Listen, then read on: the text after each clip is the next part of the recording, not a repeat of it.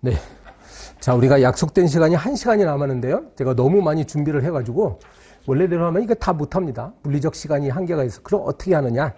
걱정하지 마시고, 제가 지금부터는 홀수 번호만 하겠습니다. 이제 여러분 자료가 전부 다 맞는 문장이기 때문에, 알겠죠? 쭉 읽어 나가시고, 만약에 제가 강의 시간에 안 한 부분, 공부하시다가, 이거 그래도 다 보세요. 자료 버리지 마시고, 공부하시다가, 혹시 도저히 이해가 안 되는 지문이 있으면, 우리 홈페이지에, 알겠죠? 홈페이지에 보면 고객센터 코너가 있고요. 고객센터. 거기에 들어가시면 이제 질문할 수 있는 곳이 있습니다. 이제 제 이름을 찾아가지고 거기다가 여러분 쭉 보내면 나중에 다 정리나 다 보신 다음에 그 모르는 문제만 번호들 쭉 모아가지고 한꺼번에 질문하세요. 알았어요? 저 어떤 주제에 몇 번 지문이 잘 모르겠습니다. 하시라고. 그럼 제가 이 시간에 강의를 하듯이 쭉 거기다가 적어 드릴게요. 알겠죠? 네, 그렇게 하면 될 것 같습니다. 그리고 이렇게 홀수번호만 하더라도 여러분 오늘 1회독을 하는 효과가 있을 거예요, 분명히. 자, 보겠습니다. 지금 선결 문제인데, 여러분 선결 문제는 시험 문제 4가지 유형이 나오거든요. 예, 처음에 보시면은 그 영업 허가 취소 처분에 대해서 형사법원이 이제 기소가 됐다는 거죠. 무허가 영업으로 기소됐는데, 그 형사법원이 여기서 해결해야 될 문제가, 선결 문제가 뭐냐면, 이 영업허가 취소 처분이 과연 적법한 처분인지 위법한 처분인지 이거의 선결 문제라고. 알겠어요?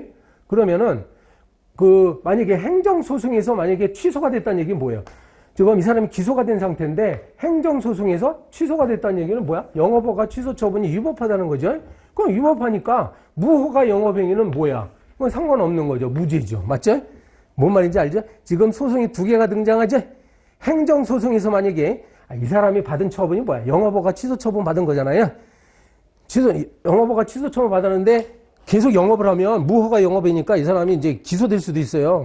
그러면 형사재판이 열릴 때 이 형사재판에서 선결 문제는 과연 이 영업허가 취소 처분이 적법하냐가 문제되는데, 마침 행정소송에서 이게 취소가 됐다는 얘기는 뭐야? 영업허가 취소 처분이 위법하다는 게 확정된 거니까 결국 이 사람은 범죄를 저지른 게 아니죠. 그러니까 무죄죠. 알겠죠? 그겁니다. 잘 보면 돼요. 그 다음에 이번에는 조세부과처분 나왔어요. 조세부과처분이 무효다 이거죠. 근데 이 사람이 이미 세금은 납부했대. 그러면은 문제가 되는 건 이제 낸 세금을 받아야 될 거 아니야. 그래서 부당이득 반환 청구소송을 제기하는데, 기억납니까? 제가 아까 말씀드린 부당이득 반환 청구는 민사소송을 제기한다고 그랬어요. 그럼 민사법원에서 선결 문제가 뭐예요? 이 과세처분이, 조세부과처분이 과연 효력이 있는지 없는지가 또 선결 문제입니다. 만약에 무효라고 판단한다면 그 뜻이야. 민사소송을 담당한 판사가 보니까 이 조세부과처분이 무효야. 그러면 뭐야? 무효인데 이 사람이 세금을 납부했으니까 결국은 국가가 부당이득 취한 거죠. 그래서 국가는 세금을 반환하라 라는 판결을 할 수 있게 됩니다. 됐죠? 이게 선결 문제 파트가 아마 여러분 공부하시는 분 제일 어려운 파트이긴 할 거예요. 자, 그 다음에 5번 문제 볼까요? 네. 이번에는요, 자, 보시면, 행정청이요, 어떤 사람한테 원상회복하시오 명령 내렸어요. 근데 따르지 않았대요. 근데 마침 이 명령을 따르지 않으면 뭔가 범죄가 되나 봐요. 범죄를 보면. 그래서 얘가 이제 또 기소당할 수도 있죠. 그렇게 되면, 자, 형사처벌 단계로 갈 수가 있습니다. 그럼 형사재판이 열리겠지. 그러면 이제 형사재판에서 선결 문제는 바로 뭐예요? 이 조치명령이 위법한지 적법한지가 문제가 돼요. 이 조치명령 자체가 위법한 명령이 있으면 이 사람은 무죄지요. 만약에 조치명령이 적법하면, 적법한 조치명령을 따르지 않았기 때문에 이 사람은 유죄입니다. 됐죠? 그러니까 뒷부분 맞죠? 이 형사법원은요, 이 조치명령이 위법한지 여부에 대해서 판단할 수 있어 없어? 요거예요. 그러니까 시험 문제는 지문에 이제 요런데 심사할 수 있다라 없다라고 낼 거예요. 알았어요? 예, 심사할 수 있습니다. 자, 이게 선결 문제였어요. 지금 보면 선결 문제에 지금 민사소송 얘기가 나올 수도 있고 형사소송 얘기가 나올 수도 있습니다. 그 관계를 잘 아시면 돼요. 자, 행정행위 하자. 행정행위 하자는 이제 취소 사유가 있느냐, 무효 사유가 있느냐. 요걸 판단하는 건 이제 중대 명백설에 따라서 판단하죠. 자, 1번. 네. 이 조세부과처분과 조세부과처분, 압류 다 2개가 나왔습니다. 처분이 2개예요. 2개는 별개의 행정처분 맞습니다. 네, 행정처분 맞습니다. 그래서요, 조세부과처분의 하자가 있더라도요, 조세부과처분이 취소되지 않는 한 그에 근거한 체납처분, 이게 체납처분인데 위법하지 않죠. 여기까지 맞아요. 근데 부가처분에 중대하고도 명백한 하자가 있어 무효다. 이게 선행행위고 후행행위죠. 여러분 이걸 기억하면 돼요. 행정행위가 단계적으로 이루어질 때 선행행위가 무효면 후행행위도 무효입니다. 알지? 맞죠? 그래서 선행행위, 즉 요 조세부가처분에 만약에 중대하고도 명백한 하자가 있어 무효다. 그러면 압류처분 단계로 갈 수도 없지 않습니까? 그제? 그러면 체납처분도 무효다. 맞죠? 선행처분이 무효면 어때요? 후행처분도 무효다. 이 공식처럼 아시면 돼. 자, 그 다음에 3번. 자, 무효인 행위와 취소할 수 있는 행위를 저렇게 중대 명백설에 따라서 구별하는데, 구별하는 실익은 여러 가지가 있어요. 여러 가지가 있는데, 처분이 위법한지 여부를 판단하는 기준은 해당하지 않습니다. 무슨 말이냐면, 처분이 무효이건 취소이건 간에 공통적으로 그 처분은 뭐야? 위법한 거예요. 알았어요? 위법이건 무효건 취소건 간에 일단 행위는 위법한 겁니다. 이 위법성의 정도가 다르기 때문에 하나는 무효고 하나는 취소인 거죠. 자, 그럼 이 문장은 맞는 거예요. 그죠? 위법성 판단 기준에 실익은 없습니다. 만약에 문장이 이렇게 나오면 어때요? 소송 형태를 구별하는데 실익이 있다 그러면 맞아요. 소송 형태. 자, 무효인 행정행위는 무효확인 소송 제기하는 거고, 취소인 행정행위는 취소 소송 제기하는 거죠. 근데 위법한지 여부는 여기서 구별 실익이 되지 않습니다. 왜 그렇다고? 무효건 취소건 간에 아무튼 행정행위는 위법하다는 점은 공통적이다 이거죠. 그다음 5번. 네. 자, 이게 뭐냐면 지금 잘 생각해봐요. 조세부가 처분을 했는데 나중에 그 법률이 헌법재판소에서 위헌 결정이 내려집니다. 그런 상태에서 혹시 체납처분 들어갈 수 있어요? 이 사람이 세금을 내지 않는다. 체납처분이 뭐라고? 압류 들어가는 거야, 압류. 안 됩니다. 알았어요? 왜 그렇지? 헌법재판소가 지금 이 조세부가의 근거가 되는 법률이 위헌이라고 결정했으면 그 후속 처분으로도 갈 수도 없습니다. 그지? 그러니까 조세부가 처분 자체가 잘못된 거잖아. 근데 어떻게 체납처분으로 또 가요? 자, 중요한 건 여러분 이건 알 텐데 여기까지는 알아요. 이거 하면 안 돼. 알았어요? 조세부가 처분의 근거 법률이 무효야. 위헌이야. 그럼 체납처분도 못해. 중요한 건 요거예요. 요걸 기억하라고. 판례는 무효라고 말합니다. 분명히. 알았지? 요거 취소 사유다. 그러면 틀립니다. 무효입니다. 무효. 이게 사실은 헌법재판소의 결정에도 기속력이 발생하기 때문에 이 법원의 판단에 위반되는 행위는 무효예요. 여러분 배웠을 거야. 행정소송에서 판결에 나오면 기속력이 발생하는데 기속력에 반하는 행정행위는 무효입니다. 그렇게 알으세요. 무효예요. 자, 그 다음에 요거 했죠. 여러분. 자, 여러분 자료를 갖고 계시기 때문에 지금 자료에 몇 페이지였죠? 19페이지였어요. 성계문제 했고. 자, 여기 그 5번까지 있죠? 기사님 요거 한번 점검해 주세요. 자, 7번 자료를 볼까요? 여러분 자료는 19페이지입니다. 19페이지에 7번. 19페이지에 7번. 자, 여러분 연금 지급 결정을 취소했는데 그러면 잘못 지급된 급여액에 해당하는 금액을 자, 여러분 이제 연금을 지급했잖아요, 이때. 근데 나중에 이걸 취소했대요. 그럼 지급했다는 얘기는 국민이 연금을 받았다는 얘기죠? 받았다는 얘기죠?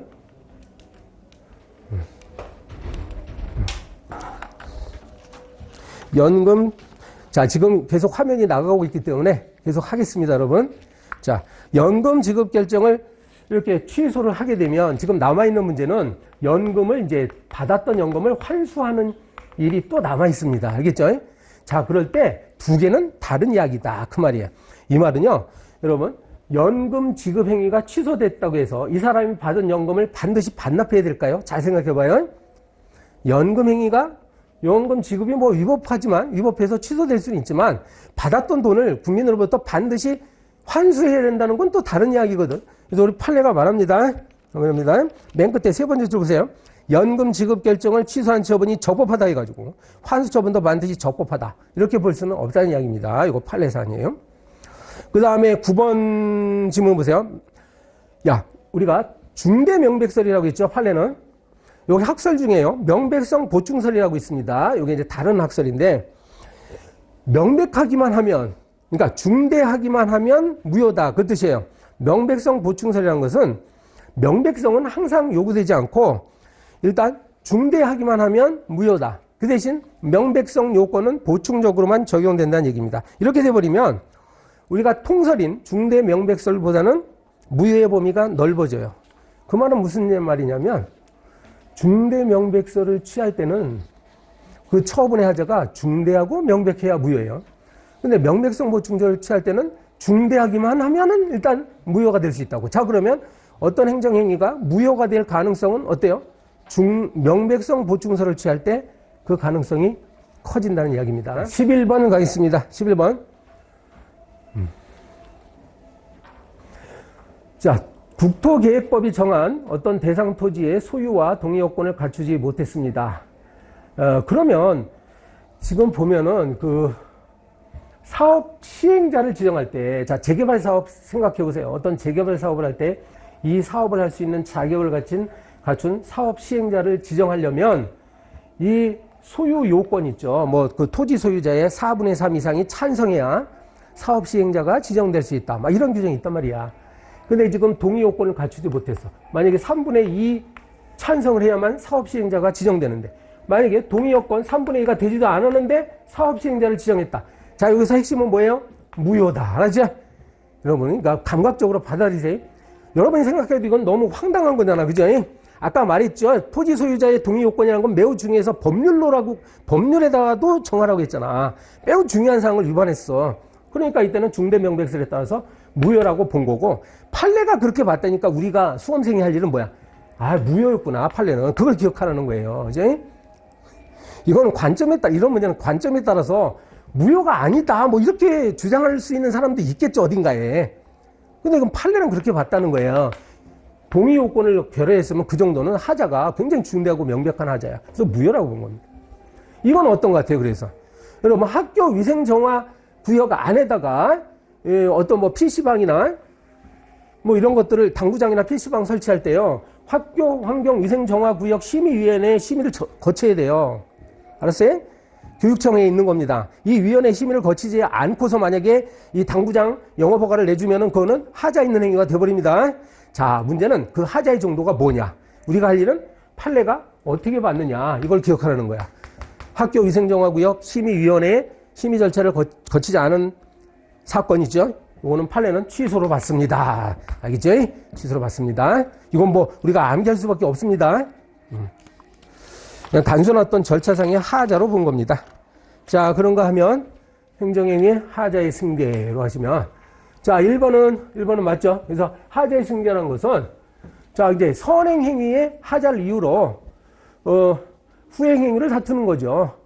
지금 보면 후행행위 하자를 이유로 선행행위를 다투는 것은 아닙니다.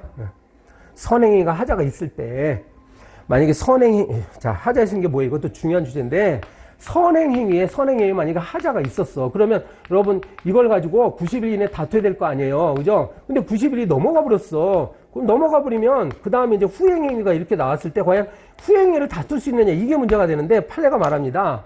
그래서 이 선행행위가 하자가 있으니까 후행행위도 하자가 있는 것이다. 그러니까 하자를 승계시켜서 한다는 건데, 판례 입장은 선행행위와 후행행위의 관계에 따라서 하자 승계 여부를 결정해줘요. 판례가 말합니다. 뭐라고 말하죠? 선행행위와 후행행위가 동일한 효과를 목적으로 했을 때는 하자 승계를 인정해 주지만 별개의 효과를 목적으로 했을 때는 인정하지 않습니다. 이게 원칙이에요. 자, 그러면 3번 볼까요? 지금 사업 시행 계획하고요. 그러니까 처분 두 개를 빨리 찾아내야 돼요. 이 사건 사업 시행 계획하고 관리 처분 계획입니다. 이건요, 판례가 말합니다. 이건 전혀 별개의 행위다. 목적 자체가 달라요. 그죠? 사업을 시행한다는 목적하고 관리 처분은 이제 구체적인 내용이에요. 사업의 구체적인 내용. 이것도 암기해야 돼요. 그래서 이러면 이제 나올 수가 있기 때문에 나옵니다. 행정사실험이 나옵니다. 그래서 암기해야 돼요. 알았어요? 이거는 하자 승계가 안 됩니다. 여기에 해당한다고 봤어요. 그죠? 별개의 행위라고. 그런가 하면 요 4번 같은 경우는 이거는 같은 대집행 절차 내에 있는 거야. 그래서 개고 처분하고 대집행영장 발부 처분은 대집행한다는 목적이 똑같기 때문에 하자 승계를 인정해줬습니다. 됐죠? 요거 인정하는 거고. 5번 같은 경우는 이제 요거 보충력 편입 처분하고 공익근무요원 소집 처분은 전혀 달라요. 알았어요?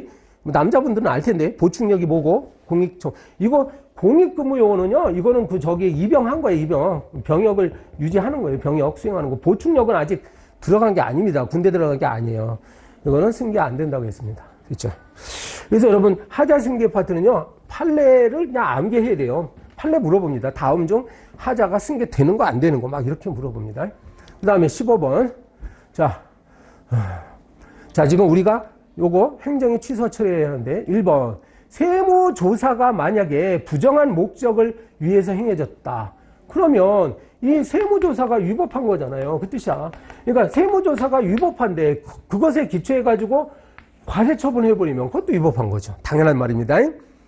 여기에 나중에 세무조사는 행정조사의 하나거든요.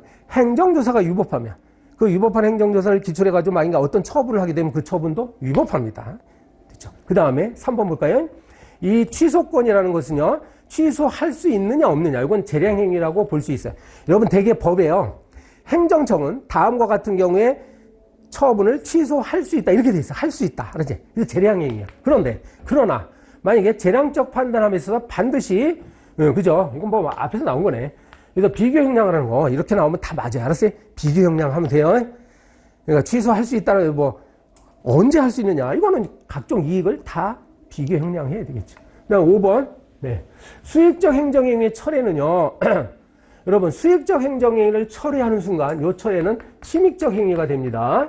예, 상대방한테는 불이익한 행위가 돼요. 그러니까 행정절차법 아셔야 되는데, 행정절차법은요, 여기에 이제 사전 통지를 하도록 되어 있습니다. 침익적 처벌할 때는 사전 통지한 다음에 의견을 청취해야 됩니다. 네, 그걸 말하는 거예요.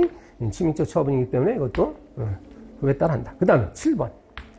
행정행위를 철회하는 거, 이거 앞에 나왔네요. 철회하고 취소. 우리가 행정기본법 공부할 때 나왔잖아. 장래, 기억하라고. 알았지?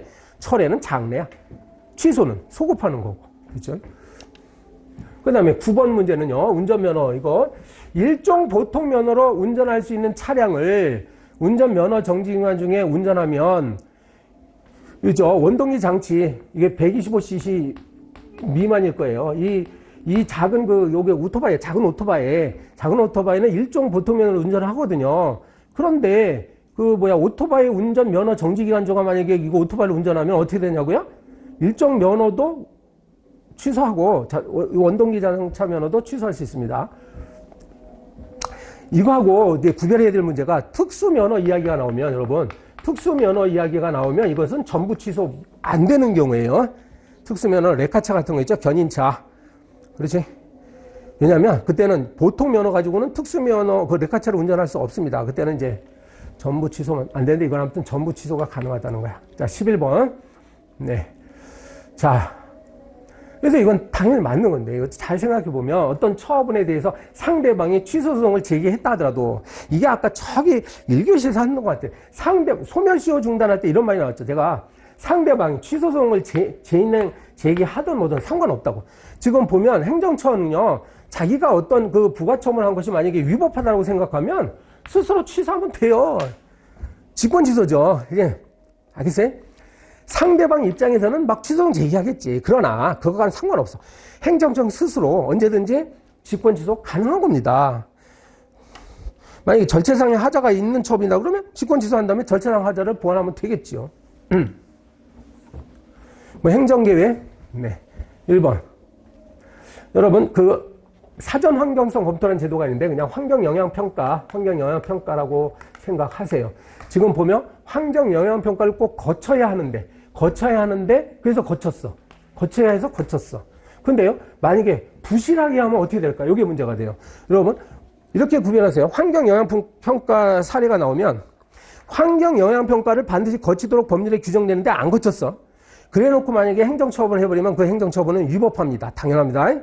그 다음에 문제가 이거예요. 거쳤다고 했잖아, 지금. 환경영향 거쳤죠? 그런데 부실하게 했어. 부실하게 했을 때가 문제돼요. 야, 부실하게 했어. 그래서 이게 부실의 정도에 따라서 판단합니다, 판례는. 봐봐요.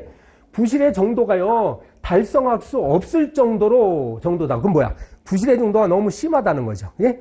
그때는 어떻게 돼요? 위법하게 된다. 알겠죠? 이 말은 뒤집어서 얘기하면 부실의 정도가 아주 경미했을 때, 그러니까 조금 부실한 거예요. 조금 부실하면 그 처분을 위법하다라고 볼 수 없다. 이렇게 봅니다. 그 다음에 3번. 자, 이건 개발제한구역은 예외적 허가라고 앞에서 봤죠. 이거는 재량행위예요. 그래서 이걸 지정할지가 광범위 형성의 자유다. 재량행위죠. 그러나 이 형량을 전혀 하지 않았다.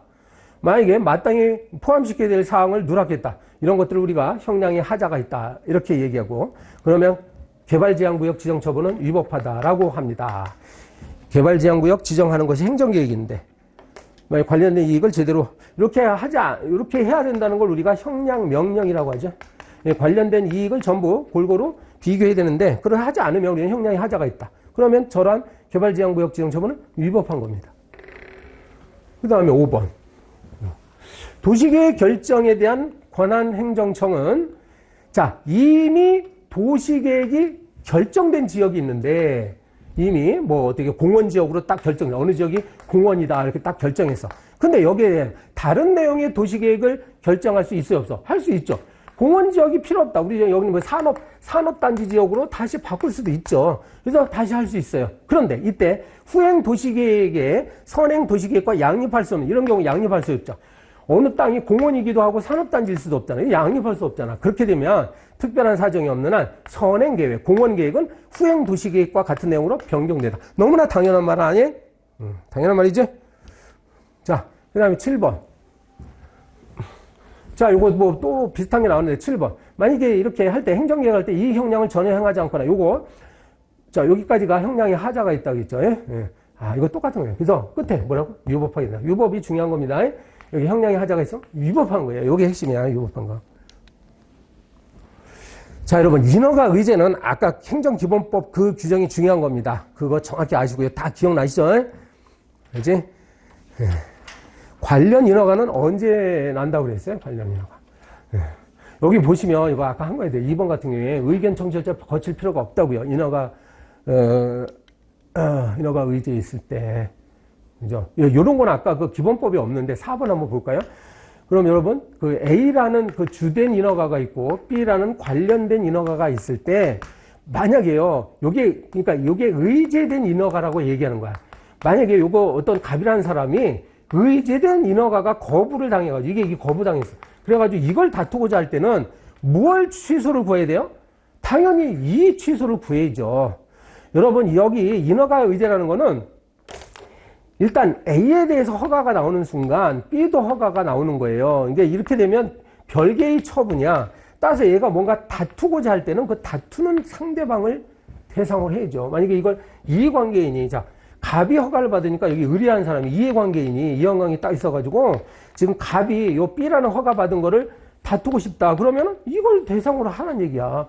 당연한 말이죠. 이게 또 의제된 걸 다투야죠. 이걸 다투면 안 되지. 알겠어요? 얘가 다투고자 싶은 걸 다투야죠. 너무나 당연한 말이에요.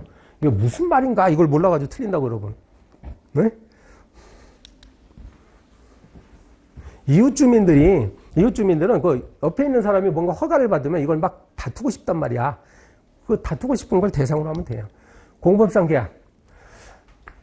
여러분, 국유재산을 크게 일반재산과 행정재산으로 나눕니다, 여러분. 그래서 공원이나 도로 같은 거 행정재산이라고 하죠. 국유림 같은 거 일반재산이라고 하잖아. 그럼 일반재산을 대부 빌려주는 행위는 사법상 계약이에요. 그죠? 아니다고 맞죠? 이거 공법상 계약이 아니고 사법상 계약입니다. 그 다음에 요거는 공식처럼 외워두세요. 공법상 계약의 분쟁이 일어나면 항고소송이 아니라 당사자 소송입니다. 당사자소송. 그 다음에 5번. 이 공법상 계약도 당연히 법률위헌 원칙에 적용돼요. 법률위헌 원칙이란 건 행정작용은 법률을 위반하면 안 된다죠. 그러면 모든 행정작용은 다 법률위헌 원칙에 적용되는 거야. 법률 위반하면 안 됩니다. 당연합니다. 7번. 자, 그래서 요거 지방계약의 개념은 일단 공법상 계약이라는 거 일단 알아두시고요. 그죠? 자, 만약에요, 이 지방계약직 공무원에 대해서 뭐니까 보수를 삭감할 때는 어떻게 될까? 그거야. 결론 기억해야 돼요. 그러면 지방계약직은 연봉제로 이렇게 계약을 체결할 텐데 만약에 보수를 뭐 1년에 3천만 원으로 계약이 돼 있었는데 안 돼. 당신은 일을 잘 못해. 그래서 2천만 원으로 연봉을 깎겠어. 만약에 보수를 삭감하는 거 함부로 삭감할 수 없습니다. 판례에 따르면요. 이거는 거의 일반직 공무원이라면 징계를 받는 거와 마찬가지다. 일반직 공무원은 감봉 처분이라는 게 있거든요. 그러면 계약직 공무원도 연봉을 삭감당하는 것은 마치 감봉을 당하는 거와 마찬가지죠. 따라서 이건 징계의 절차를 밟아야 된다. 판례 입장입니다. 보수삭감, 계약직 공무원 보수삭감은 징계 절차를 밟아야 된다. 네. 그 다음에 행정지도. 1번. 여러분, 행정지도는요, 법령에 근거 규정이 없어도 가능합니다. 알았어요? 이게 법률 유보 원칙이 적용 안 됩니다. 왜 그렇죠? 행정지도는 권력을 행사하는 게 아니고 비권력 작용이기 때문에 법적 근거 없이도 가능합니다. 그 다음에 3번은요. 이거는 행정절차법에 있는 내용이죠. 상대방이 지도에 따르지 않았다는 이유로 불이익한 조치를 해서는 안 됩니다. 그 다음에 5번. 여러분, 그 행정지도가요. 원래 행정지도는 비권력적 행위이기 때문에 헌법 소원의 대상이 안 됩니다. 이거 잘 모르겠지만 헌법 소원이라면 국가의 공권력 행사해야 돼요. 그래서 행정지도는 공권력 행사를 한 게 아니기 때문에 원래는 헌법 소원 대상이 아니에요. 그런데요. 잘 보면 단순한 행정지도가 아니라 규제적이고 구속적인 성격을 갖는다. 이 말은 뭐예요? 이 상대방 국민은 행정지도를 반드시 따라야 된다는 얘기야. 이렇게 돼버리면 이거는 단순한 비권력 작용이 아니죠. 권력을 행사한 거기 때문에 그때는 헌법 소원의 대상이 됩니다. 그리고 저런 건 행정처분이 될 수도 있습니다. 여기 이제 행정절차법이 나오는데 여러분 행정절차법은요. 이거는 지금 내가 뭐 억지로 이렇게 써놨는데 이거는 여기에 제가 자료에 올려놨다고 해서 다 중요한 게 아니야. 올려놓은 것이 진짜 중요해서 올려놓은 게 아니야. 행정절차법 중에 되게 많죠? 어디서 어떻게 출제될지 모릅니다. 알겠죠? 이건 그냥 샘플로 올려놓은 거고 따라서 행정절차법은 이 시간에 강의 안 하겠습니다. 여러분 제가 오늘 당부드린 게 시험 직전에 행정기본법 읽으시라고 했죠? 그 다음에 꼭 행정절차법을 읽으세요. 우리 행정사 시험이기 때문에 그렇습니다. 행정사 시험은 행정기본법과 절차법이 중요합니다. 지금 이런 것들이 다 법률 내용이에요. 알았죠? 그러니까 행정절차법. 이거 어떻게 대비하냐면 여러분 객관식 문제집 가지고 객관식 문제집이 출제되어 있는 그 지문들 있죠? 그거 위주로 해서 다시 한번 점검하시기 바래요. 됐습니다. 그렇게 하시고요. 정보공개법으로 넘어갑니다. 1번. 여러분 이제 제3자 이야기가 나오죠. 공공기관에 정보공개가 청구됐을 때 공공기관이 보니까 이게 제3자와 관련된 정보다. 그러면 제3자에게 지체 없이 통지를 하고 그리고 어떻게 하라고요? 의견을 청취할 수 있다고 되어 있죠. 만약에요. 제3자가 3일 이내에 비공개 요청을 할 수 있거든요. 비공개 요청을 하더라도요. 공공기관은 이거를 공개할 수도 있습니다. 재량행위예요. 자, 따라서 비공개를 했다는 이유만으로 제3자에 대해서 뭐 손해배상 책임을 지는 것은 아닙니다. 비공개 요청을 했는데 공개했어? 그게 위법한 행위는 아니에요. 자, 3번. 자, 이게 뭐예요? 이거 부분 공개. 정보공개법에서 제일 중요한 제도죠. 부분 공개. 이게 뭐야? 그래서 나머지 부분만을 공개하는 것이 가능하다. 그러니까 비공개 부분과 공개 가능 부분이 이렇게 섞여 있을 때 어때요? 예. 이거 분리가 가능하면 어떻게 말하는 거? 법원이 할 일은 뭐야? 공개 가능한 정보에 관한 부분의 일부 지도. 이런 걸 좀 이해하셔야 되는데 지금 공개 가능함에도 불구하고 공공기관은 전부 비공개 결정을 했기 때문에 법원으로서 할 일은 뭐예요? 공개 가능한 정보에 대해서 비공개한 부분 있죠? 그 부분만을 취소 판결을 명합니다. 취소 판결을 합니다. 그 뜻이야. 그 부분은 공개하라이죠. 그러니까 뭐 그 고유 식별 정보 같은 걸 제외하고 나머지 부분은 공개하라. 이렇게 판결을 낼 수 있어요. 5번. 자, 요거 사립대학교 나왔습니다. 이제 아시죠? 여러분 정보공개법에서는요. 사립학교도 공공기관에 속합니다. 알았어요? 법에 그렇게 돼 있어요. 그냥 각급 학교라고 되기 때문에 국공립학교건 사립학교건 다 들어갑니다. 뭐 그거 아시면 돼요. 이제 자, 그다음에 7번. 네. 그래서 이제 권리구제 가능성이 있느냐. 이거는 정보공개 우리가 이렇게 기억하면 돼요. 정보공개 청구 사건에서는요. 우리 판례에 따르면 그 원고 적격의 범위를 아주 넓게 봅니다. 넓게 봐가지고 누군가가 정보공개 청구했다가 거부당한 사실만으로도 소송을 제기할 수 있는 법률상 이익을 인정해요. 즉 원고 적격을 인정합니다. 보세요. 그러니까 이 사람이 과연 소송을 제기해서 실제로 권리 구제를 받을 수 있느냐. 그 궁극적인 결론은 상관없는 거야. 그거는 아무런 영향을 미치지 못합니다. 예. 그 뜻이에요? 그 다음에 9번. 네. 여러분, 비공개 결정이 떨어지면 어떻게 되는 거죠? 이의신청하면 되죠. 그 뜻이고. 이의신청. 이거 당연한데. 요것도 알아야 돼요. 부분 공개 결정이 일어났다 해도 이거는 일부가 기각받은 거예요. 부분 공개라는 건 뭐야? 일부 인용, 일부 기각이죠. 그러니까 기각당한 부분에 대해서 또 이의신청하면 되겠습니다. 자, 11번. 이런 것들이 최근에 만들어진 조문이기 때문에 좀 기억하세요. 그래서 이게 보면은 정보공개 청구를 하는 그 사례들 중에는 되게 여러분이 배운 민원 처리에 관한 법률에 따라 가지고 처리될 수 있는 것도 전부 다 정보공개 청구하는 경우가 많다고 그래요. 그렇지? 그래서 보니까 공공기관이 관리하고 있는 정보도 아니야. 그리고 야 이거는 민원이다. 그러면 민원사무로 처리해가지고 종결할 수 있도록 해놨습니다. 이런 조문이 생겼어요. 자, 13번은 자, 공개 거부. 여기 핵심인데 공공기관이요 정보공개 청구 받았을 때 이제 뭐 되게 공개 거부하죠. 근데 판례는 말하기를 왜 이거를 공개를 거부해야 되는지 그 비공개 사유에 대해서 주장 증명해야 되는 거예요. 누가 증명하는 거야? 입증 책임은 공공기관이. 그 뜻이에요. 그죠? 무조건 공개 거부하면 안 되고 이걸 입증해야 된다. 왜 비공개 사유에 해당하는지 당연한 말입니다. 자, 개인정보 보호가 나왔는데 야, 개인정보 보호도 너무나 조문이 많은데 한번 볼게요. 개인정보. 자, 1번 보시면 요게 이제 이 개인정보보호법이 보호하는 정보는 이런 것도 있어요. 예, 특정 개인을 알아볼 수 없지만 다른 정보와 결합했을 때 혹시 이게 박희준이라는 사람의 정보다. 이걸 알 수가 있다면 그것도 보호해줘야 될 정보란 말입니다. 3번은. 자, 요게 개인정보보호위원회는 국무총리 소속입니다. 대통령 소속 아니라는 거. 행안부 소속도 아니고요.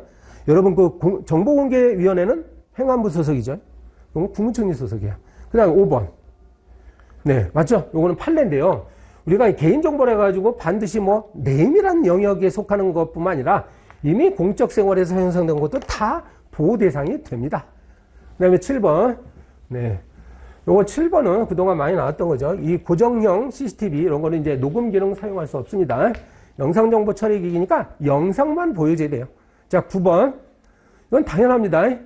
그래서 개인정보를 제3자에게 제공하는 건 원칙적으로 금지가 되는 거야. 자, 이 개인정보보호법도 지금 몇 개 안 봤는데 여러분 이것도 신경 써서 보세요. 이거 객관식 문제 잘. 행정형벌 나왔습니다. 우리가 자, 양벌 규정이라는 것은 뭐예요? 자, 어떤 회사의 직원임을 잘못해서 직원이 행위자죠. 그래서 행위자를 이제 처벌하고 동시에 그 위반 행위의 이익 귀소 주체인 영업주, 그 회사, 법인에 대해서 처벌이 맞죠. 양벌 규정이에요. 이런 것도 잘 봐야 돼. 양벌 규정은요. 그 종업원이 반드시 범죄가 성립돼야만 뭐 회사도 처벌하냐. 그건 아니에요. 왜냐하면 이거는 별개의 사건이야. 종업원에 대한 처벌과 영업주에 대한 처벌한다는 건 다른 이야기니까. 그러니까 종업원은 처벌받지 않지만 영업주만 처벌받을 수도 있습니다. 그 반대일 수도 있고요. 그 다음에 3번. 네. 자, 그래서 우리가 양벌 규정에서 왜 도대체가 법인 대표자가 만약에 법을 위반했어. 그러면 법인도 이제 책임을 부과할 수 있거든요. 법인도 처벌하는 자. 그럴 때 우리가 요거는 직접 처벌인다. 요거네요. 간접 책임이 아니라 직접 해요. 무슨 말이야? 왜 도대체 양벌 규정으로 법인도 처벌합니까, 우리는? 왜 법인을 처벌하냐고? 법인이요. 그 대표자나 아니면 종업원이나 사용인 직원들을 잘못 지휘 감독했기 때문에 그것에 대해서 처벌하는 거예요. 그러니까 법인의 직접적인 책임이다. 그 뜻이야. 법인이 잘못했기 때문에 책임이다. 그다음 5번. 자, 요거 5번은 처벌할 수 있다. 이거 앞에 나온 거죠. 그래서 종업원의 처벌은 종업원 처벌받지 않더라도 영업주만 따로 처벌할 수 있습니다. 네, 7번. 네. 자, 고발이 있었어. 어떤 행위에 대해서 고발이 있었는데 여기서 통고 처분을 합니다. 자, 이게 뭐냐면 지금 고발을 했는데 통고 처분을 할 수 있어요? 통고 처분은 효력이 없습니다. 아, 이거 뭐냐면 이게 통고 처분은 범칙금을 부과하는 행위죠. 국세청장이나 세무서장은요, 어떤 사람에 대해서 뭐 탈세 행위가 있다, 조사벌 그럼 고발할 수 있습니다. 고발한다는 건 검찰청으로 이제 넘어간다는 검찰청으로 이 사건이. 그러면 통고 처분은 못 해요. 그래서 특별한 사정이 없나 효력이 없고 이렇게 말을 한 거야. 알았지? 네. 그렇게 기억하세요, 여러분. 그래서 고발이 이미 이루어졌을 때는 통고 처분 못 합니다. 왜? 형사 절차로 완전히 넘어갔기 때문에 그런 거예요, 고발. 통고 처분은 아무 의미가 없어. 그때 하면 맨 끝에. 만약에 조세범칙 행위자가 이를 이행했다는 말은 뭐야? 범칙금을 냈다는 얘기예요. 냈다는 얘기. 그래서 일사부재의 원칙이 적용될 수 없다? 뭔 말인지 모르겠다. 죄송해요. 맨 끝에 이게 뭔 말이냐? 여기까지만 알아서요, 정확히. 이건 너무 복잡한 걸 써놨어요. 자, 고발한 다음에는 통고 처분 못 합니다. 그럼 반대로 통고 처분한 다음에는 고발할 수 있겠죠. 자, 행정질서벌은 과태료입니다. 과태료. 이거는 워낙에 여러분 잘 알기 때문에 넘어가겠습니다. 알겠죠? 오늘 시간 사정도 있고. 행정질서벌은 질서위반행위 규제법이 있고, 거기에 조문수가 이렇게 많지 않죠? 맨날 나오는 거 나와요. 알았어요? 그 앞부분 특히 잘 보시라고. 질서위반행위 규제법. 작년에 우리 행정사 시험 2차 시험에서는 행정절차론 과목에 그 뒷부분이 나왔어요. 질서위반행위 규제법 뒷부분에. 이의 신청 처리 절차가 나오는데, 그거는 주관식 시험이니까 그게 내고, 우리 요거는 앞부분 특히 잘 보세요. 질서위반행위 규제법 알았죠? 이런 내용들 딱 보시면 알잖아요. 너무나 쉬워요. 그래서 넘어가겠습니다. 자, 강제집행 보시면 여기는 4가지가 있지 않습니까? 대집행부터 직접강제까지. 자, 1번 봅니다. 네. 여러분, 우리가 이제 대집행을 한다는 얘기는 이 사람이 뭔가 법령을 위반했기 때문에 대집행을 하는 거죠. 그러니까요, 이거 조례도 여기 들어가죠. 이제 이 사람이 조례를 위반했어. 그러면 거기에 대해서 지방자치단체는 대집행을 할 수 있게 됩니다. 그 다음에 3번. 자, 처음에요. 철거 명령 내렸다. 이 말 나옵니다. 자, 위법건축물에 대해서 철거라. 그래서 철거 명령 내렸어. 아울러 불이행하면 대집한다는 내용의 계고 처분했습니다. 이 말은 뭘까요? 지금 보면 한 장의 문서에다가 철거 명령도 내리고, 그 다음에 계고 처분도 했다는 얘기입니다. 자, 일단 이거는 적법하다는 게 판례라는 거 잘 아시죠? 한 장의 문서를 이렇게 드려요. 그 다음, 이에 불응하자 다시 2차 계고서로, 계고서를 또 보냈네요. 불이행했다면, 자, 행정대집행법상, 건물 철거 의무는, 이게 문장은 기는데 쉽네요. 대체 이 사람은 지금 계고를 2번 당했죠. 1차, 2차 이렇게 당했는데, 이 사람이 철거를 해야 될 의무는 언제 발생하는 거예요? 당연히 1차 계고 처분했을 때 이미 발생한 거죠. 왜 이런 얘기 하죠? 나중에 이 사람이 계고에 대해서 다투고 싶다. 행정소송 제기할 때 대상은 이거예요. 이거라고 배웠죠? 1차 계고 처분이 대상이죠. 2차 계고는 뭐라고? 단순히 기간을 연장해주는 행위에 불과하다. 관념의 통제에 불과하다 그랬잖아요. 그거 얘기하느라고 지금 이런 얘기한 거예요. 그 다음에 5번 보겠습니다. 자, 국세징수법상 이제 그 체납자의 재산을 압류한 다음에 공매에 들어갈 때요. 이해관계자 등에게 공매 통지를 해야 됩니다. 여러분, 이 공매를 통지한다는 얘기는 뭐야? 몇 월 며칠 몇 시에 어디에서 우리가 공매를 시작하겠습니다. 이거를 체납자나 이해관계자들에게 알려주는 행위예요. 따라서 여러분 이거는 행정처분이 아닙니다. 이게 중요한 거예요. 여기서 알았어요? 공매 통지 자체는 행정처분이 아닙니다. 뭐가 처분이라고요? 공매. 알았어요? 예, 공매 자체가 처분이에요. 그래서 이게 공매 통지나 뭐 공매하기로 한 결정 뭐 이런 것들은 처분이 아닙니다. 그래서 공매 통지 자체는 대상을 삼을 수 없어요. 여기서 하나 더 알아둬야 되는데, 만약에요, 이 체납 처분 들어갈 때 혹시 이해관계자들에게 공매 통지를 하지 않았을 때 문제가 되는데, 그러니까 공매 통지 자체는 처분이 아니야. 그런데 공매 통지를 안 하고서 공매를 진행하면 그 공매는 또 위법해집니다. 그렇죠? 다른 이야기야. 네. 그 다음에 7번. 네. 요거는 맞죠. 그래서 지금 불이행을 방치함이 심히 공행해야 할 거. 이것도 하나의 요건이고. 그 다음에 다른 수단으로서 이행을 확보해 곤란할 거. 이것도 요건이니까 대집행 요건 맞습니다.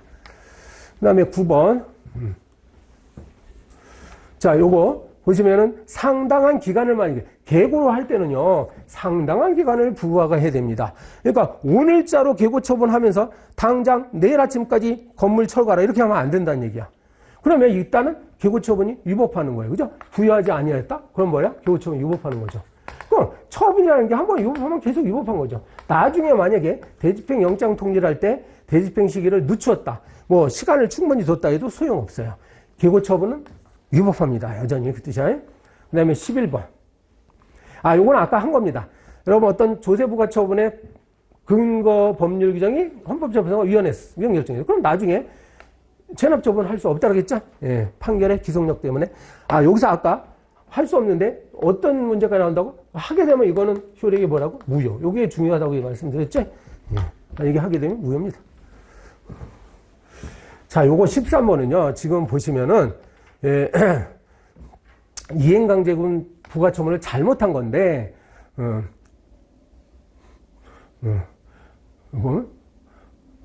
부가예고세 초과하는 것을 어떤 의무의 내용을 초과하는 것을 이유로 이행강제금을 부과했는데, 그죠?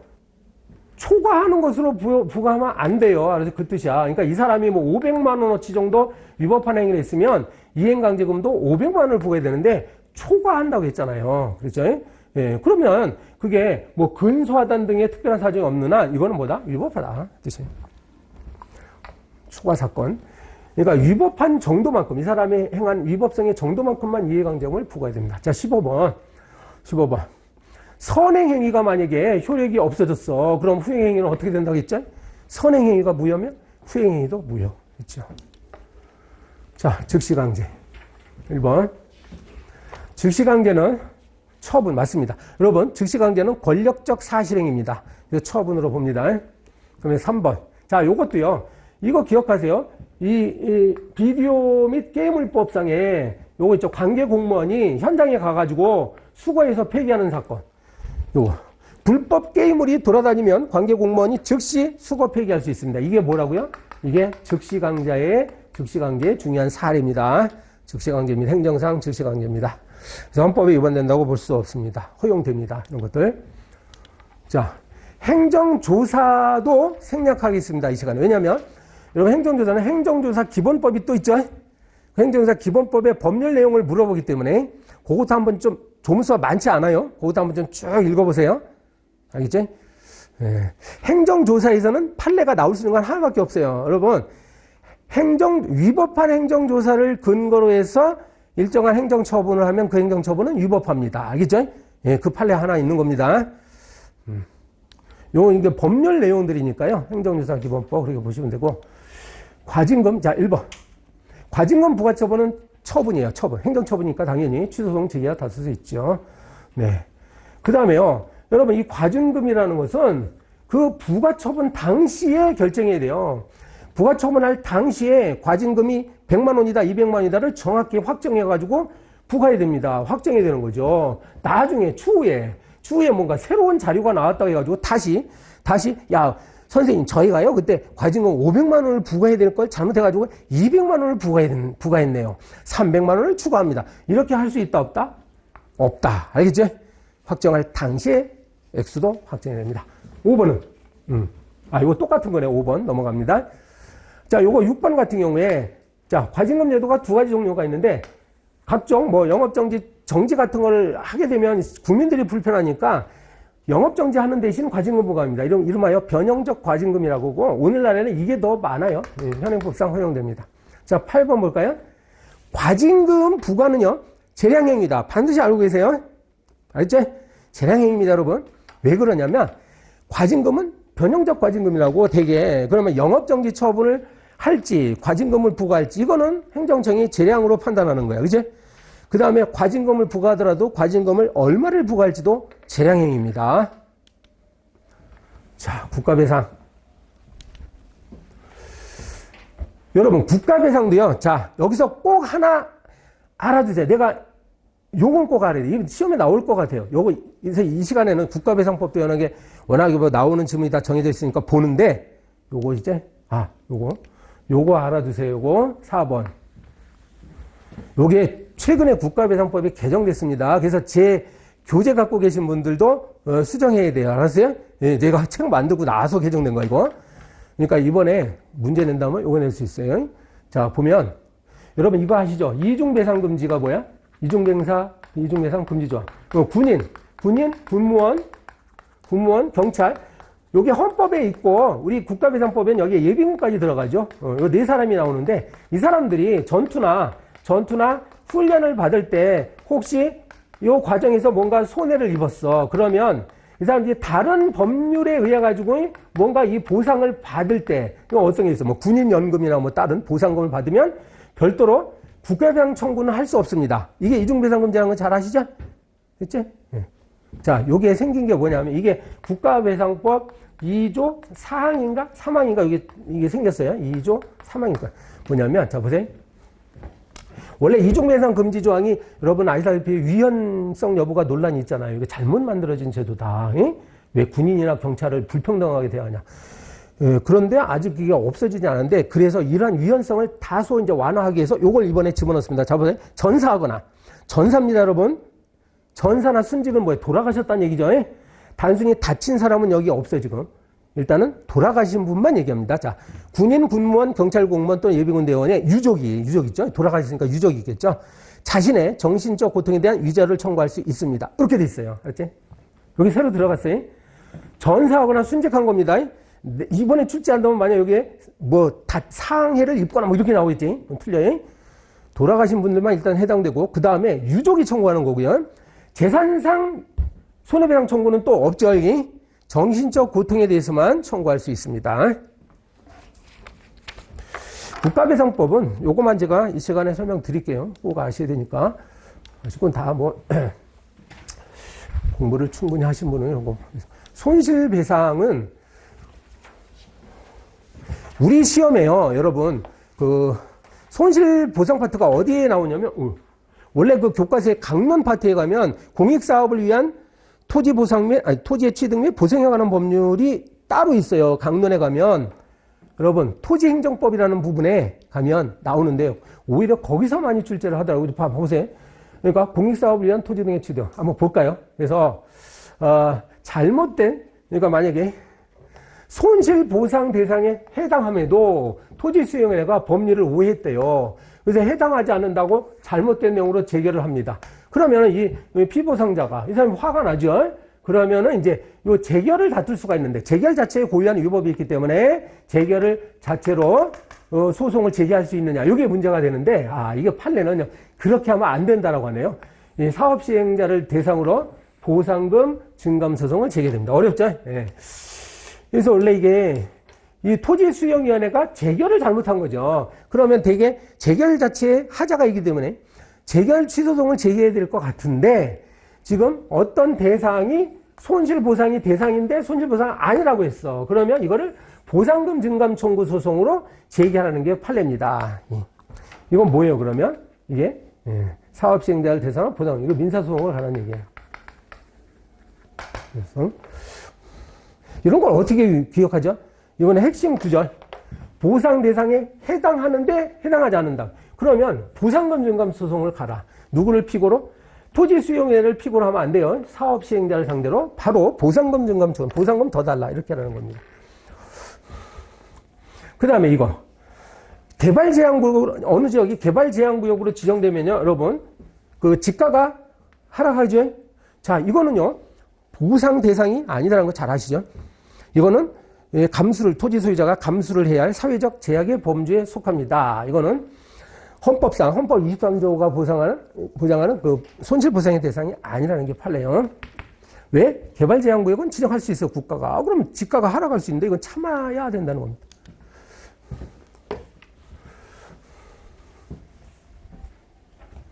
자, 1번 행정심판위원회는요. 자, 이거 잘 아시죠? 불이익변경금지 원칙. 본인 당사자에게 불리한 제기를 할 수 없습니다. 그 다음에 요거 말이죠. 임시처분 절차가 있고 행정심판법에. 이거 잘 아시죠? 그래서 집행정지 결정의 절차가 앞에 자세히 설명이 되어 있고 임시처분은 이걸 준용하도록 되어 있어요. 그 다음에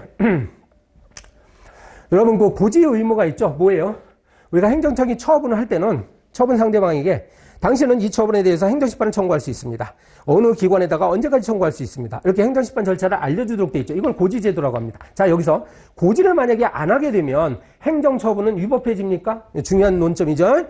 행정처분은 위법하지 않습니다. 판례입니다. 알았죠? 고지 의무를 이행하지 않았다 해도 행정처분 자체가 위법해지는 않고요. 다만 우리 심판법에 따라서 행정심판 청구 기간 자체가 길어질 수는 있습니다. 어떻게 나눠지죠? 만약에 행정심판 청구 기간을 잘못 알려줬으면 5고지 기간 내에만 청구하면 되고, 만약에요, 아예 알려주지 않았다. 불고지다. 그럼 어때요? 그거 중요하죠? 불고지했다. 그러면 처분이 있었던 날로부터 180일 이내만 청구하면 됩니다. 그런 게 중요한 거야. 여러분, 보세요. 예. 그래서 이거 행정심판을 청구했는데, 요 행정청이 새로운 처분을 했대요. 새로운 처분을 했어. 그러면 청구인은 어떻게 할 수 있어요? 새로운 처분에 대해서 거기에 맞춰가지고 다시 청구 취지를 바꾸면 됩니다. 이 말은요, 다시 행정심판을 청구할 필요가 없다. 그 뜻이야. 처음부터 다시 할 필요는 없고, 현재 진행 중인 행정심판 과정에서 이른바 청구 취지나 이유를 싹 바꾸면 됩니다. 행정청이 처분을 바꿨기 때문에. 자, 9번. 여러분 이거 잘 알죠? 임시처분은 보충적 제도예요. 보충성 원칙이 있어가지고 집행정지로서 목적을 달성할 수 있을 때만, 달성할 수 없을 때만 합니다. 자, 취소소송. 여러분 그 취소소송의 대상이 되는 그 행정처분이 존재하는지 여부는 소송 요건이고 직권조사사항입니다. 이런 거 기억하세요.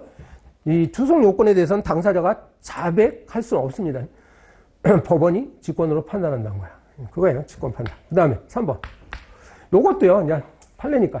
인터넷에다가요. 어떤 사람이 뭐 병역 의부자다. 병역법을 위반한 자다. 이렇게 만약 공개를 하면 상대방은 이거 행정처분으로 봐가지고 소송을 제기하면 됩니다.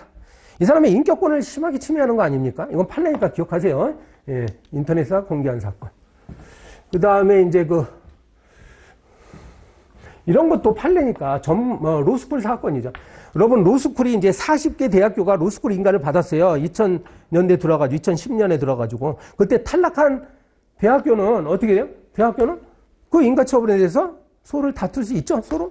원고적격 인정됩니다. 그 다음에 요것도요. 여러분, 여기 직행형 시외버스 사업하고 고속형 시외버스 사업이 다른데 아세요? 고속형이라는 건요. 만약에 서울에서 출발해가지고 부산으로 가면 그냥 고속도로만 막 달리는 거야. 중간에 안 쉬어. 이게 고속버스야. 에? 고속형. 그 다음에 직행형이라는 게 있는데 이거 중간에 섭니다. 알았어요? 그래서 시외버스 사업이 두 가지가 있는데 만약에요. 기존에 똑같은 노선, 서울에서 부산 가요. 똑같은 노선에 A라는 업체가 지금 시외버스 운송 사업을 받았어. 이 사람은 이제 고속형으로 받았어. 근데 만약에 B라는 업체가 똑같은 노선에다가 이 회사는 이제 직행형으로 받았다. 근데 알고 보니까 말만 직행형이지. 알고 보니까 마치 고속형 허가를 내준 것처럼 이렇게 돼 있다는 거야. 이 사건이. 알았어요? 그러면 기존 업자는 이 신규 허가에 대해서 이걸 다툴 수 있는 법률상 이익이 있냐 이거죠. 여러분, 법률상 이익이 있다는 거는 원고적격이 있냐를 말합니다. 있다고 했습니다. 알았죠? 그거예요. 직행형, 고속형 얘기 나오면 있다. 있었던 사건이고. 자, 5번. 요거 생태도 사건이죠. 이것도 기억하세요. 생태도. 어떤 지역이 지금 환경적으로 어느 정도 이 양호한 지역이냐. 요걸 뭐 생태도 제도가 있나 봐요. 이 숫자가 1등급, 2등급 중에 숫자가 작을수록에 이 환경 조건이 양호한 경우야. 자, 어느 지역에 말이죠. 당초에 2등급이었는데, 아니, 당초에 1등급이었어. 그러니까 아주 양호한 환경이었죠. 근데 만약에 행정청이 이 지역을 2등급이나 3등급으로 바꿨다고 합니다. 이럴 때 주민들이 이걸 다툴 수 있느냐라는 사건이었는데 다툴 수 없다. 이거 암기해야 돼요. 이런 것들은 암기됩니다. 원고적이 없대요. 야, 있는 것 같죠? 없대요. 왜냐하면 이 생태도 이 등급을 지정하는 목적이 이웃에 있는 주민들의 환경상 이익을 보호하는 목적이 아니래요. 이거는 단지 그냥 생태 환경만 보호하는 목적이라고 합니다. 요 사건도 있습니다. 여러분, 외국인이요. 한국 정부에다가 난민 신청을 했는데 글쎄 이 사람이 본명을 숨기고 위명, 가짜 이름을 가지고 난민 신청을 했다가 거부당했대. 그럼 이 사람은 우리가 법무부 장관이 이제 거부했죠. 그러면 법무부 장관은 피고해가지고 소송을 제기할 수 있을까 이 문제입니다. 판례는 있다고 했습니다. 야, 이게 왜 가짜 이름으로 했으니까 인정하면 안 되지 않느냐 이렇게 생각할 여지가 있는데 여러분 머릿속에 반대로 생각하세요. 야, 가짜 이름이라도 분명히 난민 신청할 법률상 이익이 인정될 수가 있다. 에? 그렇게 기억하세요. 뭐 9번 문제, 그 문제 요거만 10번 팔려보세요. 여러분, 우리가 민법에서 배우셨는데 대리관계를 명시적으로 밝히지 않고 대리행위를 하면 그것은 뭐라고 그러죠? 그 대리인 본인의 행위로 인정하는 거죠. 그럼 행정법도 마찬가지야. 대리관계를 밝히지 않고 만약에 그러니까 대리관청이 이건 나는 대리행위로서 하는 겁니다. 이렇게 밝히지 않고 만약에 행정처분을 해버리면 원래는 어떻게 되는 거야? 원래는 이거는 대리관계가 아니라 그 대리관청 자체의 행위로 보는 게 맞아요. 근데 특수한 판례야 이거는. 잘 보면 이거 보면 그걸 밝히지 않았지만 본인도요. 피의대리행정을 대리한다는 의사로 처분했고 상대방도요. 야, 이거는 대리하여 한 것이다. 이게 알았다는 거야. 그러니까 이 행위를 한 행정청이나 아니면 처분의 상대방이나 이건 대리행위야. 이렇게 알았다는 거야. 그러면 대리행위로 처리를 해야 된다는 얘기입니다. 그렇죠? 이거 아실 거예요? 그죠? 현명주의라고 하잖아. 대리행위를 할 때는 밝혀되잖아요. 안 밝히면은 대리인의 행위로 그냥 봐버리잖아. 그죠? 본인의 행위가 아니라. 근데 여기는 뭐라고? 아니, 당사자들 다 알았어. 이건 대리행위를 하는 거다. 다 알았다. 그럼 대리행위라는 얘기야. 11번에 여러분 조례에 대해서 조례가 집행행위에 매개 없이 조례를 하게 되면 처분적 조례이기 때문에 항고소송 대상이 된다고 했죠. 그거 하나 아셔야 되고 그 다음에 그때 피고는 누구예요? 이것도 알아야 돼요. 이 지방자단청이 피고입니다. 이게 만약에 조례, 실제 사건은 교육조례였어요. 그래서 이제 교육감이 피고가 된 건데 여러분 교육감도 지자체장 맞습니다. 지방의회가 피고가 아니라 지자체장이 피고라는 거 분명히 아시고 그 다음에 요것도 잘 아셔야 되는데 지금 공무원에 대한 어떤 처분, 징계처분 같은 거예요. 기타 본인의 의사에 반하는 불리한 처분. 여러분 공무원이 내가 법무부 소속 공무원이라고 합시다. 법무부 소속 공무원이 지금 대통령으로부터 징계처분을 받았어. 내가 법무부 직원인데 대통령으로부터 징계처분을 받았어. 그럼 나는 누구를 피고로 소송을 제기할까? 이거예요. 이거는 대통령이 아니라 소속 장관입니다. 알아두세요.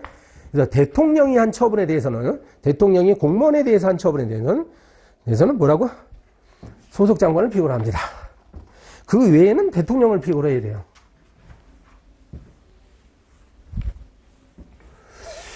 여러분 심리과정 이거를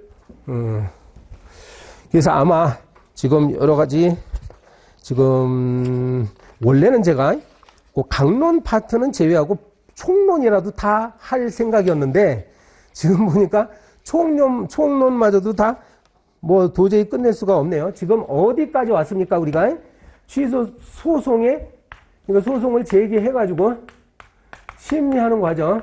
그럼 나중에 판결을 내리는 과정이에요. 알았죠? 그러면 심리 파트에는 이게 직권심리주의 이야기가 나오고 그 다음에 입증 책임 그리고 소를 변경하는 문제 그 다음에 처추변이 뭔지 아세요? 처분사의 추가 변경 이런 것들이 전부 하나하나씩 다 문제가 나올 수가 있어요. 진짜 될 수 있어요. 요거죠? 요게 중요한 거 심리파트. 요게 끝나면 이제 판결이 나옵니다. 판결에서는 뭘 물어봐야? 판결에 뭐가 있어요? 여기서 중요한 게 종류와 효력 공부하면 돼요. 그렇지? 종류는 뭐가 있어요? 판결의 종류는 인용 판결, 기각 판결, 각각 판결이 있죠. 여러분 기각 판결 중에 특이한 것이 사정 판결이라는 게 있습니다. 이 사정 판결은 뭐예요? 처분이 위법함에도 처분 취소 판결을 하다가는 공공복리를 현저히 해칠 가능성이 있을 때는 기각 판결하죠. 사정 판결이죠. 요 종류. 그 다음에 효력은요. 기속력, 기판력 중심으로 공부를 하시고 그 다음에 이제 형성력까지. 그 밖에 구속력도 있지만 이 세 가지 중에 뭐가 나와요. 기속력도 나올 수 있고 기판력 우리가 앞에서 문제에서 많이 기판력 얘기했습니다. 이미 다 한 거예요. 앞에서. 기속력은 이 판결의 행정청이 기속된다는 얘기죠. 기판력은 뭐죠? 소송과의 관계야. 전소에서 뭔가 확정 판결이 나면 후소는 여기에 무슨된 판결을 하면 안 되죠. 기판력이 문제입니다. 형성력은 뭐였어요? 이게 대세효, 소급효가 여기에 해당하는 거죠. 여러분 우리 소송 판결 중에 취소 판결이 있죠. 취소 판결은 형성력이 있다고 합니다. 무슨 뜻이에요? 내가 영업정지 처분에 대해서 취소송 제기해가지고 내가 취소 판결 받아냈어. 그럼 어떻게 된다는 거냐? 나는 처음부터 영업정지 처분을 받지 않은 것으로 간주되죠. 이게 형성력이야. 그렇지? 그럼 그동안에 내가 만약에 영업정지 처분을 무시하고 막 영업을 했어. 그렇다 하더라도 나는 처벌받지 않습니다. 무허가 영업 아닙니다. 이게 형성력 때문에 그런 거야. 기속력, 요거 구별하는 문제. 그러니까 요거 판결, 여기까지가 이제 그 취소소송 문제고, 나머지가 뭐야? 부작위 위법 확인 소송 있고, 부작위 위법 확인 소송. 그 다음에 무효 확인 소송 있고, 그 다음에 뭐가 있어요? 당사자 소송 있고, 기관 소송, 민중 소송. 이렇게 나눠집니다. 여기까지를 우리가 취소 소송, 부작위, 무효, 요게 세 가지를 항고 소송이라고 하고, 그 다음에 당사자 소송, 두 가지를 또 뭐라고 하죠? 이걸 주관 소송이라고 하고, 주관 소송. 그 다음에 요거는 이제 객관 소송이라고 하죠. 여러분, 아마 행정사 준비하시는 분들이 좀 깊이 있게 공부가 안 돼 있을 가능성이 커요. 이 소송 파트가. 그래서 사실은 얻을 수가 없는데, 이것까지 다 알아야 돼요. 확실히. 알았어요? 혹시라도 이게 이해가 안 되신 분은 아까 제가 말씀드렸죠? 우리 홈페이지에 고객센터에다가 언제든지 질문하시기 바랍니다. 그래가지고 일단 요 체계를 잘 세우신 다음에 기출문제 중심으로 해가지고 여러분 하시면 돼요. 기출문제 중심으로 해가지고 오늘 그래서 제가 뭐 죄송한 말씀인데 내가 너무 의욕이 넘쳐가지고 많은 자료를 준비하는 바람에 다 시간 내에 소화를 해내지 못했지만 여러분 자료가 있으니까요. 이게 다행히 다 맞는 질문들이니까 내가 이거 틀리는 질문을 했더라면 큰일 날 뻔했네. 이게 아무튼 다 맞는 질문이니까 쭉 보시다가 이게 잘 모르는 거 있으면 다시 교재를 통해서는 어떻게든 확인하셔야 됩니다. 반드시 확인하시고 넘어가세요. 그러면 돼요.